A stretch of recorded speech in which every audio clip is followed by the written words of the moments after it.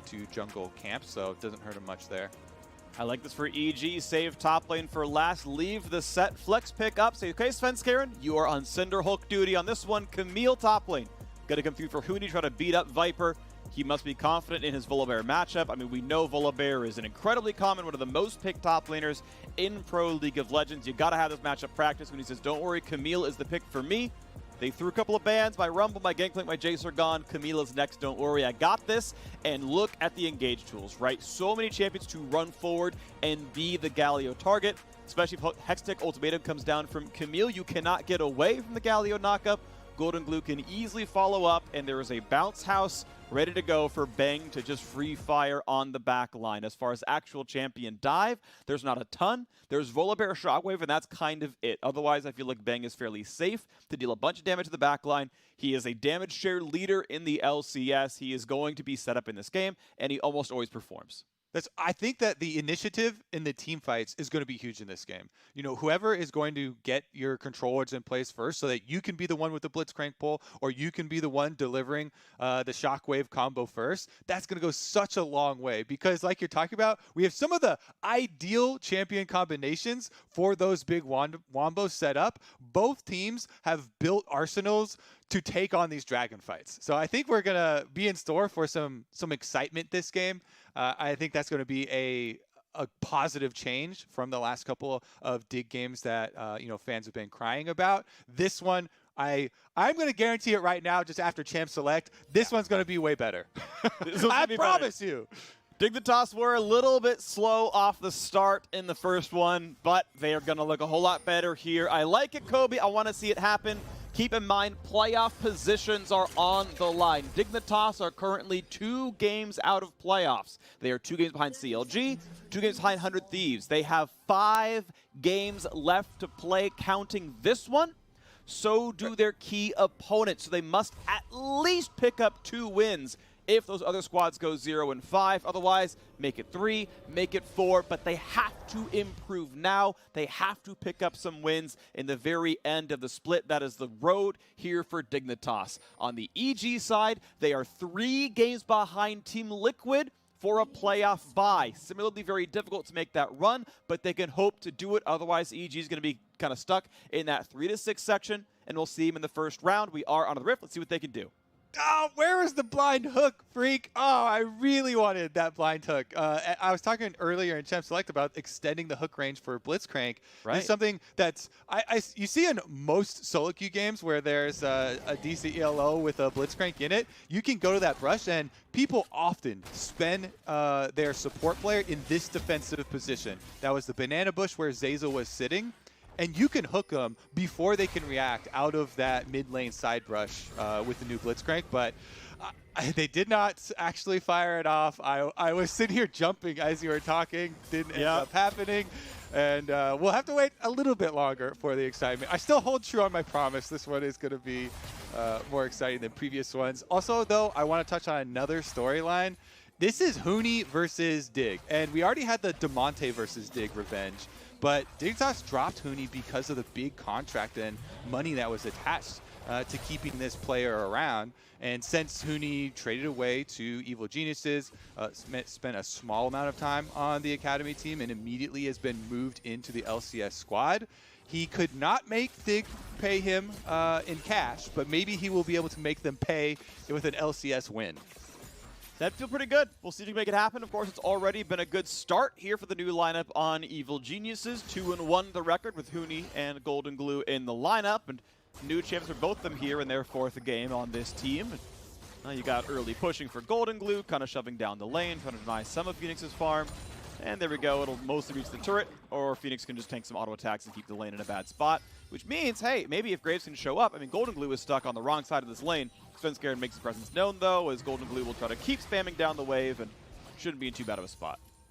Yeah, I like the move from Svenskeren to get vision first before retreating down to the bottom Scuttle Crab, because it's pretty hard to contest Graves on those if he tries to meet up and you start to use any abilities on the Scuttle Crab first, then you have nothing left to try and get that fight. Since Golden Glue's pushing him in, whoop, double hook. Smart plan, both sides. Johnson at 200 health, though. Zaza got to walk back, and Drotic is here. Be careful, exhaust is on, cleanse it away, goes for the smoke screen, and Svenskaren's here around as well. Really like that combo. I got to credit Afro. He saw, okay, Sniper landed with the gravity off him. My boy's going to get rooted. Let me tank that hook and trade it back. Good play by Afro. Johnson could not dodge the Q, and so Afro pays with 400 health. And Afro specifically, this guy has been playing so much better in Summer Split than we had with the Lull. Here's a teleport top to force him off of the minion wave, though. Early flash out of Viper because Golden Glue is here. That wave is getting denied, and that is a whole couple hundred gold and XP that Viper will not get. It will also be a couple dozen that Golden Glue won't get. You say worth in all chat. 7. 8 minions now. All 8 minions there denied by the Golden Glue teleport, and he loses 1 melee for his efforts. Maybe 2? Yeah, probably 1 before we saw off screen, but definitely a decent teleport, even though they don't get the kill. Viper's flash is down. His teleport was also expended trying to get back there, and of course, as we mentioned, decent amount of that experience denied. Now, there is a Camille one trick on European West where Drutut, he's got really good informative matchup videos for every matchup for Camille. He comes out with one every day. And even though I don't play top lane, I've been watching them. He's just so good at explaining the little intricacies in every Camille matchup. I haven't tuned into the Volibear one, but I recommend that you definitely go check it out. This time around, Huni's gone for grass. Drutut almost always recommends going Conqueror or press the attack.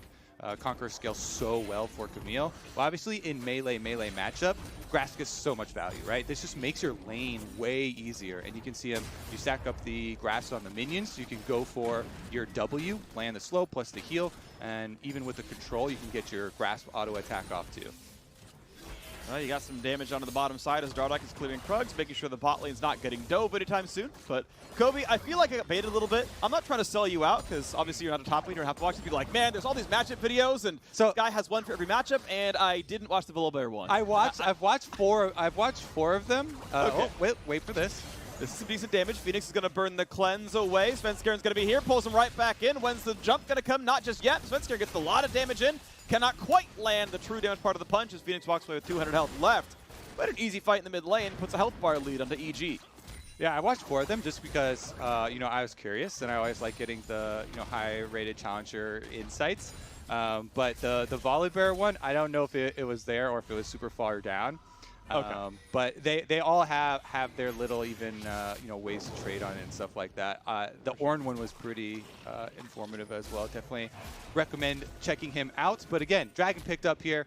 For Svenskaren. Actually, are they going to do anything about it? That controller inside the pit. No, they finished their recall, so it is going to be EG Dragon, no problem. Yeah, he pulls it really far left because he has no vision over the bot lane. He's like, hey, yeah, Bang's like, I'm under turret. Zay's like, I can come over, but we have no idea what Ashe and Blitz are doing. So he's like, okay, I'm going to give myself a lot of space to get away. All right, cool. We see Orianna under turret. All right, we're good. We get this one. Nicely played right there. That can be difficult sometimes, right? When you're like, okay, we don't have bot control right now. This could be tough. And nah, they had to grab their items. He's going to be just fine with that one. So EG, small gold deficit off the fact that mid lane is winning in farm. Good job, Phoenix, there for this one. But otherwise, you got to say Drake control's going to feel good. Dardock keeping up just fine against Svenskaren. Actually, first level 6. Grabs his smite, takes down all of that. He's going to feel really good about the chickens being his. And with Viper on the move, might get a red buff steal as well. He's definitely going to get it. I mean, Phoenix has control over mid too. Push Golden Glue under the tower, so good push here. Again, another instance of laners determining counter jungling. Golden Glue trying to collapse though. Oh, Huni can make this one happen. Finds the stun, finds the ult, deliver over the top, and hook right back in. When does the combo come in? 3-man top means first blood for Golden Glue. And now Dardock forced to run away, but he's got to be careful. Has flash, but no ult. Is there going to be a re-engage? Flashes when he thought a hook might come down, or a flay at least. And he's going to get himself right back over the wall, but Huni still wants in, finds the first stun. Is there more? The flash for the taunt, and the hook to make it sure. Svenskaren steals the kill. That felt a little aggressive, but say, this is EG getting 2 quick kills. Yeah, I mean, he's getting paid back for them stealing away his jungle freak. He needed that to get to level 6. Very obviously. Definitely fair. Bang gets hooked in. He's going to have toast. He chooses to not burn the flash as Afro could have flash followed. And he's going to go ahead and drop down for that one, keeping most of the summoners alive. Another trade now on the top-hand side as Huni and Viper are going back and forth. Zeyzal wants the hook. Surprise! Support's here! And a Galio over the top. Golden Glue gets the second kill. Oh my goodness, when it rains, it pours, Freak. Everybody getting chased down for the extra kills. EG cleaning up off of that invade from Dignitas, and they're also going to be able to get the Rift Herald. This should be a whole tower taken. Ideal scenario to drop a Rift Herald. You just take off the first 2 plates during the channel time, you auto attack down the 3rd plate, and then Shelly very cleanly finishes off the last 2, which have the most armor and magic resistance. Chef's kiss right there. 100% the tower. First turret bonus. So Kobe, did you know the minimum damage a Rift Herald charge can do is exactly 2,000? The max it can do is 2,750. So, and what's nice is turret plates are in very clean 1,000 hit point chunks. So it's very obvious that yes, you will get exactly 2 plates off of a very early game Rift Herald, and you will never get 3 off of 1. So it's somewhere between those 2. So do the math, deal the damage, and it deals true damage, which means it ignores all the bonus armor MR that turret plates get as they fall. So yes, that is perfect play. Chop them down and get it down to 2K for the charge, and there you go. Easily done. And man, top lane's a 1v4 for Viper, all right? Golden Glue showed up twice, Svenskeren showed up, Huni showed up, the Rift Herald showed up, Viper's got no help. Feels bad, but this is what he's got. Well, he's going to be such a detriment now in this game because Huni, with rushing the Tiamat first, for Camille, you get insane push on the wave, and you get to play to her strengths, roaming around the rest of the map, looking for these hook shot picks for the rest of the team into Galio ultimates. When you have Galio Camille, it just turns Camille from this possible split push, side laning, guy that really wants to get the Trinity Force power spike into kind of God mode. You cannot contest anywhere you see Camille walking, knowing that Galio will be able to back up the ultimate. And there's just such good synergy between those two. Anybody caught out away from towers, transitioning between lanes is going to be very fearful of getting locked up with that. And if you just look at the composition here for EG, that provides a pretty easy route now for Bang to just continue farming up on that bottom side. Even though he died earlier in the 2v1 with the good hook from Aframu over the wall, he didn't lose out on CS because he's already pushing in, and they just got the wave ping pong back. Meanwhile, Huni doing his best to dodge vision. Every time there's a ward, he's like, okay, I will sit in the back. I will make them not see me. Here we go. Is there a fight to be had? Yes, there is. Let me get on over there. You've got the double stun. Here comes the hook shot. Here comes the fight. Right into the dunk, and Dardoch will find a single kill, but it should be traded back. Huni's there. Stun's going to land into him, but now Golden Glue is here. Looks for the shock wave, which is big. Viper has shown up as well, and Huni's on the run. Can he get away? Just barely built some space as Bang should look for 1 kill as well. Huni should not live. The turret shot will be enough. Phoenix gets kill credit out of that one. End of the day, that fight is 2 for 2. The TP matches Huni's roam. Yeah, I thought he was going to turn around with the hook shot. You use it backwards into the other three members of EG, try and at least set up a stun on somebody for those 3 members to maybe get some damage back. There's pretty much no way to get through those double towers without taking 1 tower shot, because the ranges do kind of overlap there in the middle. Bang still will be able to get some turret play money for himself. Just tags it real quick and allows the minions to finish it off before transitioning into Dragon number 2 for Svenskeren and Zeyzal. I don't know if Aframu and Dardoch can get there. Looks like it's going to get burned down just in time. Ben could be hooked. He's on the wrong side, has to flash away. He will live for this one, but that was maybe a little bit much. Regardless, he's blind. The smite's going to come through for the scuttle. Dardoch picks that one up. Svenskeren has to burn his flash, but hey, at the end of the day, still 2 drakes to 0. We promised action, Freak. We promised more excitement in this game, and they delivered. Definitely a very valuable invade here. Let's take another look at it. So the big difference is that they don't have Galio Ultimate ready.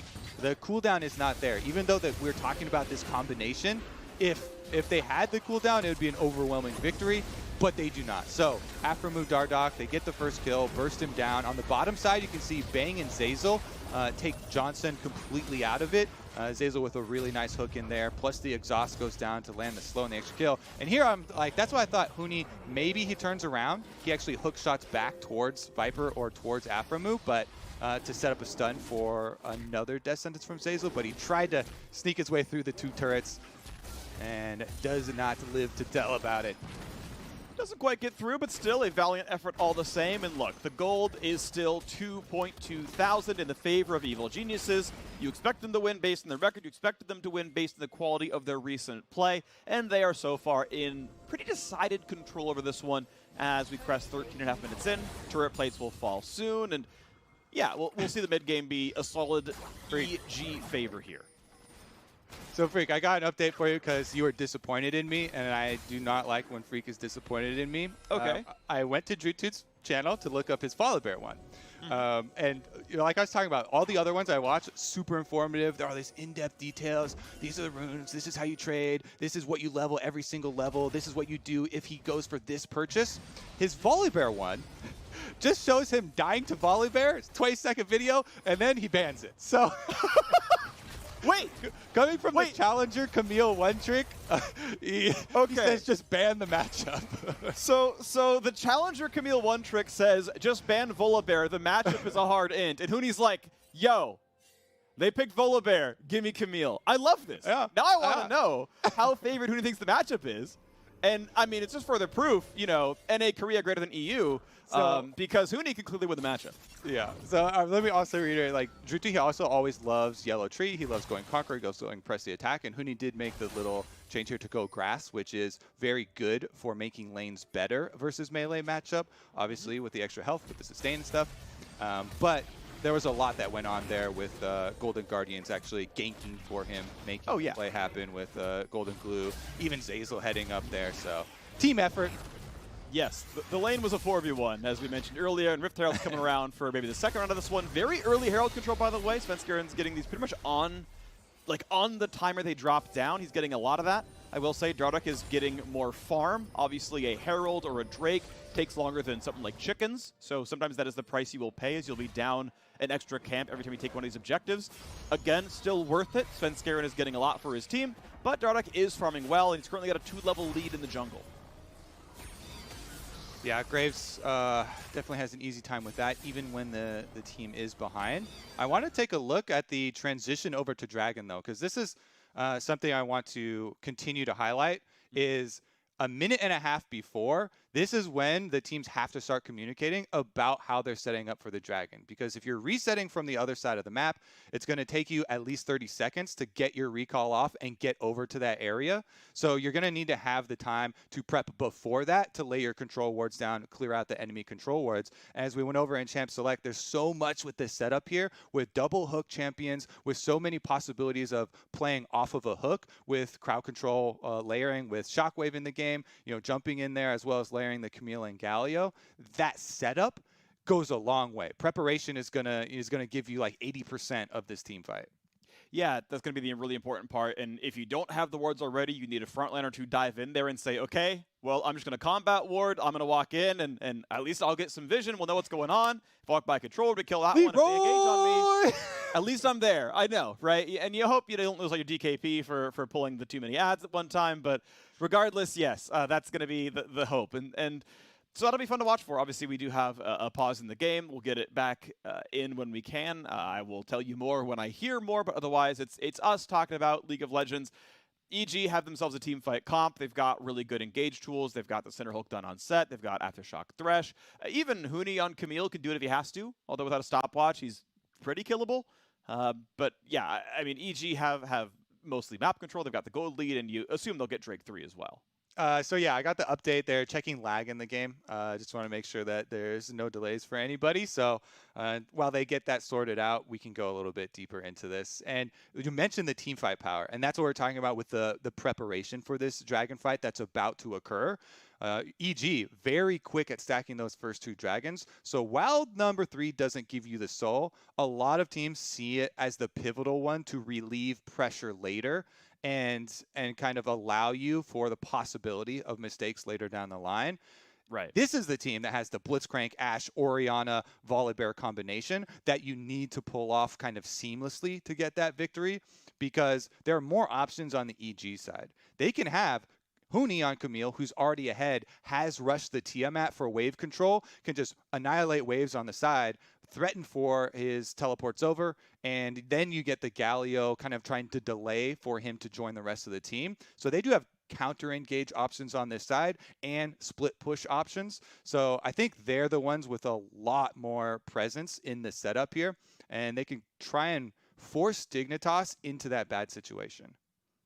Yeah, and it's going to be Dignitas' hope that they can find some way around it. Obviously, Hawkshot is a good tool for that. The Blitzcrank hook is really, really long range, so you can, find some vision, yoink over a wall, go for the big plays. We know, for example, that Svenskeren had to burn his flash on the last Drake attempt, for example, so those are going at the exact same time. So if you ever get the desync, if you fight 10 seconds before Drake, okay, you have a flashless set to try to fight for. Maybe he's too far forward, he's over a wall, and you can pick this guy off without the re-engage coming in. So, and that's the big thing is having some kind of engage tool, some kind of agency where, yes, if you're doing a stat check back and forth, well, the gold lead wins a stat check. Like, the champions are in good shape. The Aphelios, obviously, is pretty solid with Infinity Edge done. A raw stat check is not going to be easy, but if you find the picks, if you can find the individual plays, that's how you get back in. So, Dignitas, can you find a good play? Yep, and it's gold spent that gives you the actual advantage. So the back timings are a super important mini objective too. I kind of like, talk about minion waves and back timings to go get your purchases off and your item completions as mini objectives. I think is also really cool. You see right here, Trinity Force that we were talking earlier about for Camille. Huni is spiking so hard right now. This is the perfect time. Level 11 plus Trinity Force Tiamat. Has his free boots that have come in as well. This is just such a big jump up in power. And you look across the board. What is his equal here? Volibear with the makings of a Sunfire? That is going to pale in comparison. But there you go, Freak. It's a hook onto a set with Fog of War. At the exact right time, he will be dead when the Drake spawns. The box has been burned as well. Bang's got to be careful. He's been slowed. Has to flash the shockwave. Oh, what a sidestep. He flashes, he dodges, he gets away. He trades 1-for-1, but at the end of the day, you will take this. It is 4 versus 3 on the map with the jungler and AD carry dead. Dignitas got the fight they wanted to take this Drake. Somebody clipped that one. Oh my goodness. Aframu gets it out of the bush, and they're going to get the play that they need to deny third dragon. As they said during the pause, though, EG holding more options. Since they still have the split push option, they keep Huni there. He's teleporting behind enemy lines right now. He's going to look for Johnson. He took the tower, and now he's going to look to take the AD carry life. You are flashless. That is a Camille. You have been slowed. This is going to be a solo kill, and you are dead. Not a lot you can do when your summoners are gone and TP is burned. So how about a re-engage? How about Svenskeren wants some revenge as the hook comes in and nearly lands onto his prey? But at least it means the bottom jungle, for now, belongs to EG. And since they already have Rifttrail number 2 in the hands of Svenskeren, they can just destroy this entire tower here. Huni, if you get off 2 autos here with the Trinity Force of Camille, it gets it within kill range for Shelly. She's not going to be dropped though, so I guess they don't care about pushing with it right now. You always are going to have even better split push options as the game goes on.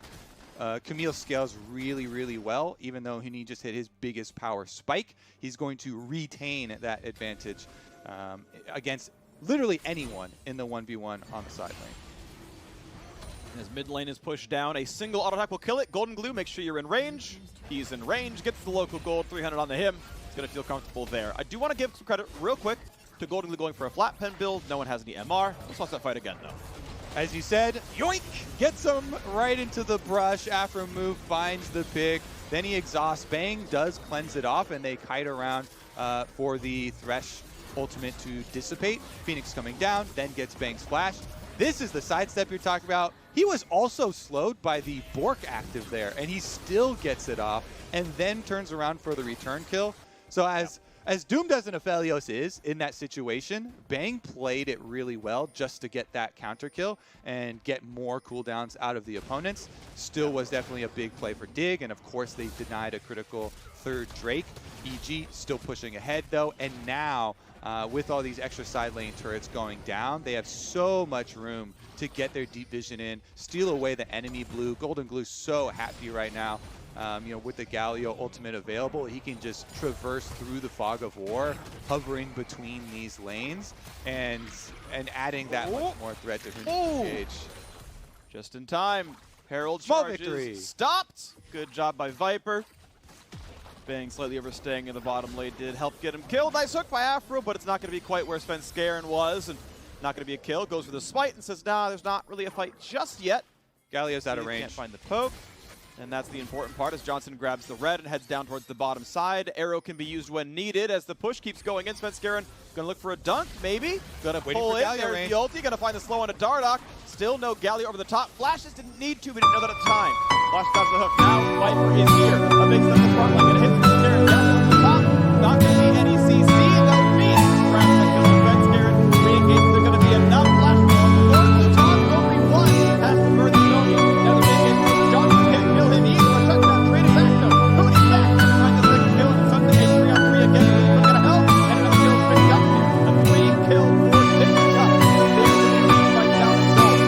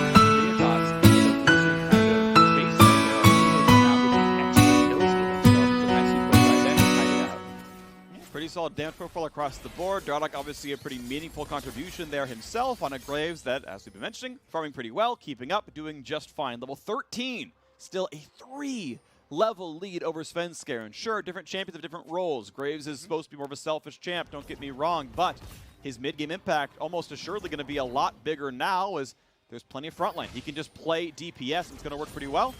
Ward gets dropped, good jukes by EG. And now we'll see as we get into Dragon number 4. This could have been Cloud Soul if EG had fought that Dragon fight more cleanly. But now we see Dignitas trying to walk in and make this one happen. Ward control for EG not going to matter as Huni is down to 1100 health and has to take the recall. Will have 700 teleport. Svenskeren Hex Flash is over, can't find a fight. Huni goes back down to the side. EG want to fight for it now. Yeah, Huni's looking for that flank because, again, they really want the clean Camille into Galio on Phoenix or Johnson in the backside. He's going all the way around here. This could be the fight. Can't find that stun, though. He's got to be careful. Shockwave might kill him. Where's the Galio? Nowhere to be seen. He was going to die. And, oh, that is a smite steal. That is blue team taking Drake number 2. Well done to Dardoch. As Dignitas may have turned the corner. EG have not found their way into a fight in a long time. Dignitas will get their first turret of the game. Everything's coming up, Dignitas here, Freak. Huni gets outplayed in the 1v1 looking for his flank. Phoenix just trashes him there as he jumps over the wall blind. There was control ward in the bush behind Red. Aphromoo trades flash with Zeyzal, forcing another one out here. They still can retreat over and try and bait them into Baron. And again, looking at the standoff around the top river now as Dignitas probably feel comfortable enough. They're aware they're down in turrets, but the fact they've been winning the last few fights means they shouldn't feel like they're really down in gold or down in map pressure, as this turret's going to fall and add 250 gold to the coffers. I'm going to say, okay, you know what? Maybe we're the team with control. Gold lead be damned. We feel comfortable onto this one. And, well, EG trying to buck that trend already. They said, hey, you know what? You guys recalled. Let's rush this down. Let's try for it right away. Hawkshot not shown just yet. No one is looking. No one is aware. But it looks like EG don't think they're going to take this one under their noses. Movement finally coming over. This still would have been another 5 seconds without movement, 5 seconds without checking. Aphromoo finally walks over and says, okay, are they? They are not on Baron, okay? No harm, no foul. Yeah, it's just so risky. When you are facing the team that has a good Orianna delivery system for Shockwave, bunching up into Baron Pit is one of the scariest things in the whole game. You can just get your whole team annihilated in one Volley Bear ultimate Shockwave combo. So they pull off. They would set that up if they had maybe extra 30 seconds for Huni to actually push on the bottom side, and you get your split push going. Then you make Dig actually make the decision between answering the split push, trying to deal with this Camille in the side lane, versus overextending towards Baron, but they didn't have the pieces in place. Fight onto Viper. Galio over the top. He's going to ult to get rid of the knockup. A lot of damage comes in. The hook going to pull him out. Is there enough of a fight here? Because the arrow's coming in. It stuns the mid laner. Viper gets into the shield. And Huni's going to drop. So will the mid laner. Yet again, Dignitas winning a fight. In for Svenskeren. Yes, he's going to drop a triple kill in for Dardoch. Dignitas will not be stopped. Call it a comeback, Freak. Dignitas slamming EG now. Viper able to outplay with the extra shield. Heals off of the W and the Triumph to be able to survive after that collapse onto him. He's the one that's a recipient of the Camille Galio combo. Fights his way out of it. Now Dig, 5v4. We're into another pause. This one is going to be for the same reason. So they're still checking on that lag. And we can have a moment for our hearts to stop beating.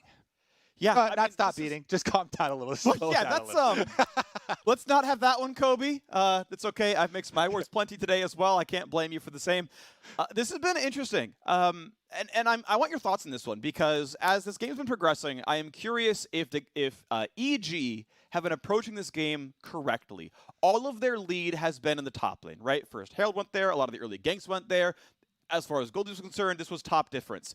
They stopped split pushing. They stopped playing 4-1, like, let's chip down your turrets. They kept looking for flanks, looking for kills, which I understand with Aphelios Galio, but it has failed time after time. Exactly. That's the key. If you make these consecutive mistakes, there were multiple team fights, 2 in a row, where they were unable to make the combo effective.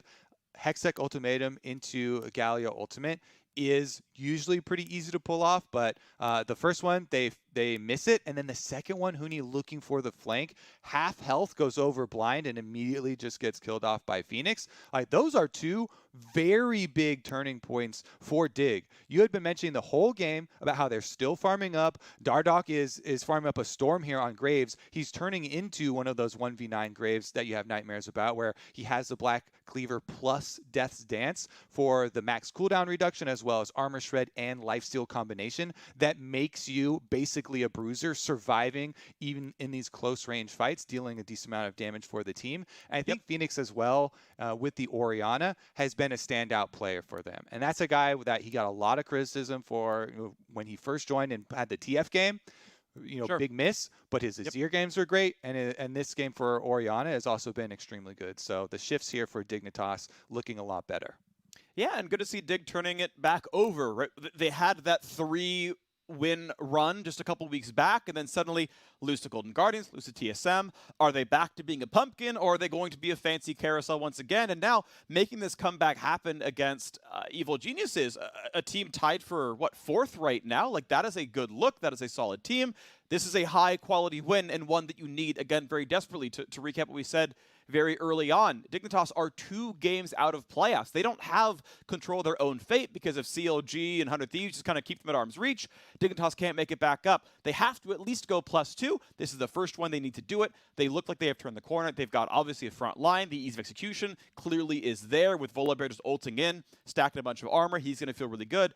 It's not like Galio's a high DPS mage. He doesn't want to have to focus his Volibear. He's got Sunfire Cape. He's going towards Thornmail. He's ready to go. Exactly. When we look at the Galio success cases where we're like, oh my God, this champion is just so OP, it's things like Cloud9 and 100 Thieves that consistently keep using it as those combinations with their aggressive jungler, basically on cooldown, looking for those plays, forcing them where you get to have the jump in, get to have that knock up, and then you get the objectives. But with Dignitas putting a stop to this plan for EG, the game gets so much more exciting, Freak. And this time around, we're going to be looking for more vision control. Blitzcrank and Ashe are 2 champions in the game that benefit so much more than a lot of the other champions with vision control, because their pick is very, very long range and very, very detrimental to their opponents. You can continue to find these areas leading up to the objectives where, Aphromoo finds a pick, boom, they get to start getting their own dragons. Next, we're going to turn our eyes towards the Baron, and this is feeling like it's going to be the game-breaking pivot point.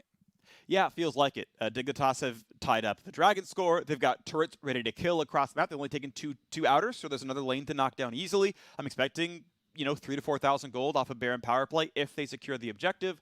Obviously, with the recent kills, that's going to feel pretty comfortable, but there's, of course, a fight to be had once we do unpause. And that's where it's going to turn. It's like, hey, okay, EG, have you figured out what you need to do? Because you don't have a tanky front line. Your set is 3 levels behind the Graves. He's at, you know, Cinderhulk plus Deadman's Plate. Like, a 2-item tank without Aftershock is not that tanky, all things considered, realistically, right? A Thresh, not all that tanky. You can burn those champions down. So who's going to face check? Who's going to allow you map control? Who's going to let you take a real team fight? Because, look, Bang's going to get damaged, but if the front line evaporates, there's no time to hit things down, and that's going to make things really difficult. Right. They're going to have to excel in split push right now. EG, a lot of their advantages have been whittled away in the last 5 minutes of this game. So they need to put more effort into Huni actually performing in these side lane pressure points. They just tried and pick off Volibear, one of the tankier members, and it was very close. But Viper did get the outplay and delay enough time for the team to get there. We are back into live, and we are back into that Baron we've been hyping up. And over 10 seconds for the respawns. They do have teleport available. And of course, Svenskeren cannot show up. Bang and Zeyzal have to 2v5 this one. First TP comes in, 3k health left. Can they try at all, or is it going to be all for naught? Goes in, looks for the play, not going to find the steal. Team fight. Hook's not quite going to land into Bang, but they are stuck in the pit. There's the flash forward for the kill into Johnson. One more hit would do him, and they can't find it. Shockwave locks down Huni. Afro will die, but can Bang 1v9? No, he cannot. His 200-year reign is cut short. Long die the king. As now Dignitas going to run forward. Will not find this one to go to loop, but the arrow may just get it.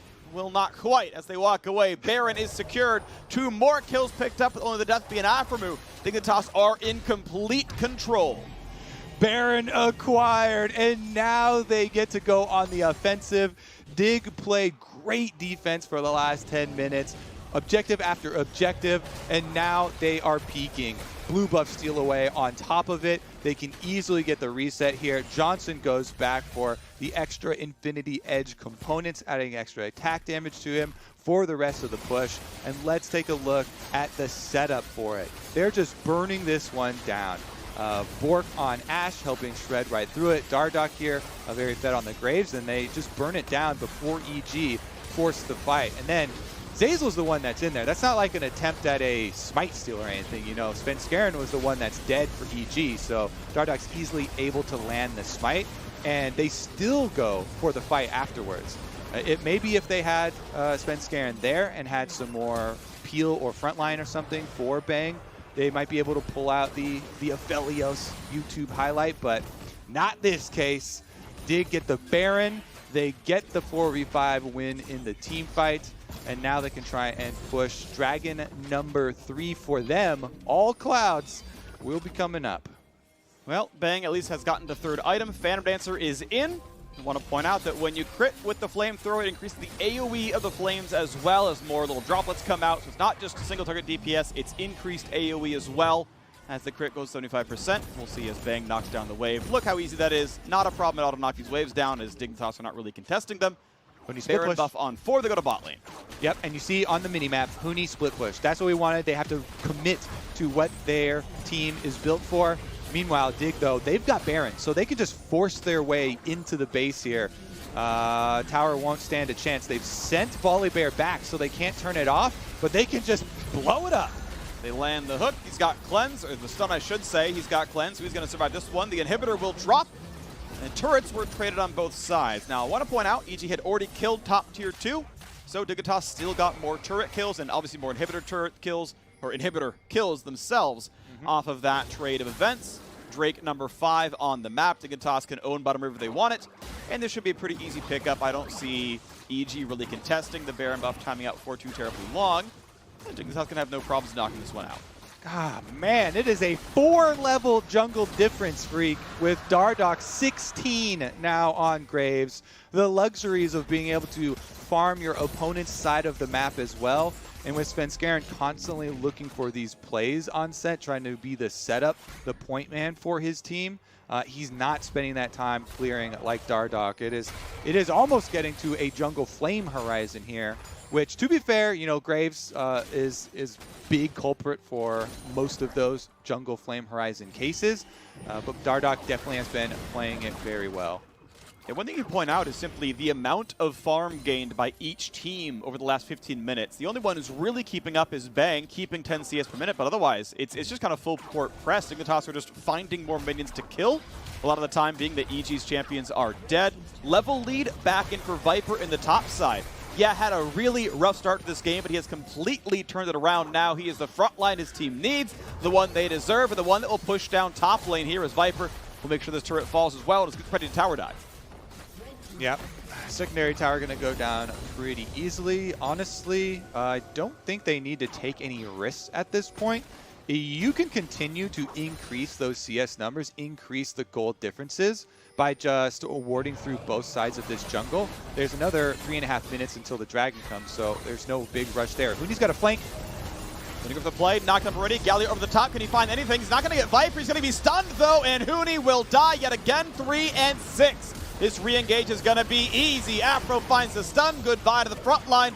Follow-up damage not nearly going to be enough. Dignitas will not be stopped as they take their 17th kill of the game. Freak, make a post on missed connections because this is the most missed Camille Galio combos I've ever seen. Oh my goodness. Afromu, I believe, was the one who got the knock-up onto Hooni. He charged in with his hookshot and didn't get his Hextech ultimatum off first. The attempt, at least a kill on the board. He turns Cleanse for some movement speed. This will be a kill on a Dardoch, or will it even at all? He burns a stopwatch, and you can't get more than 2 seconds before the team is showing back up. Stopwatch, gotcha. Broken stopwatch now for Dardoch. Well worth the value of that timepiece. It is going to put a stop to the push, though. Yeah, but man, that attempted engage from EG.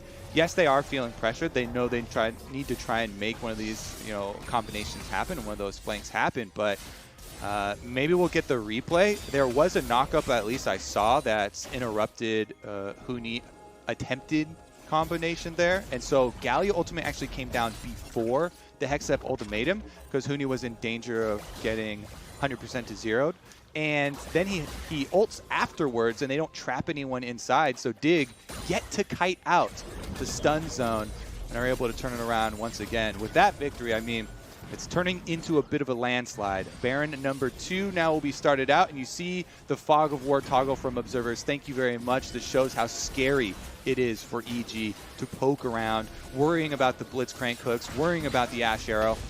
Oh, Svenskeren targeted again, pulls them in, has a shield, maybe not gonna matter. Johnson is slaying him for another kill. And poor Svenskeren, level 12, just not tanky enough. CC'd full of the dead. Well, here's the attempt. You have to try at least now. 4v5 at Baron. Maybe this is the one. Maybe this is the miracle play. Maybe this is how EG finds the win. But not now. It is going to be never. Into the middle he goes. Hooni tries to find the lockdown. Here's the rest of the squad. They're going to get a bit of a knockup. They get a bit of damage. Shockwave on a 2. Afro staying alive. Bang cannot land the auto attacks. Easy double kill for Phoenix. And Zeyzal is not going to live for much longer. A flash away for Bang. Dardoch wants in. Ults backwards for the movement. And Bang tries to kite him out. Gets blinded, gets auto-attacked, gets a shield, keep running, Bang, you're trying to get away, but Dardoch has a 2-level lead on you, and you cannot kite him long enough. Keeps jumping forward, pops the shield, goes in with Phoenix and a rampage for the mid laner. That is a delayed ace. Suddenly a jungler's back alive, but you are not going to defend this base. Dignitas will do it in 34 minutes. They will find their 4th win to close out week number 7. Evil Geniuses fall to 7-7 as an ace comes through for real this time. The turrets fall, and Dignitas are victorious. Maybe. Complete with the inhibitor respawn, freak baited, but also the Nexus will still be outdated. No respawns will come in enough, only 2 of them up, and freak the Nexus. Long have we waited. Galio reactivated. Johnson double kill on the plate. EG fans baited. Dignitas take down the Nexus. Complete with the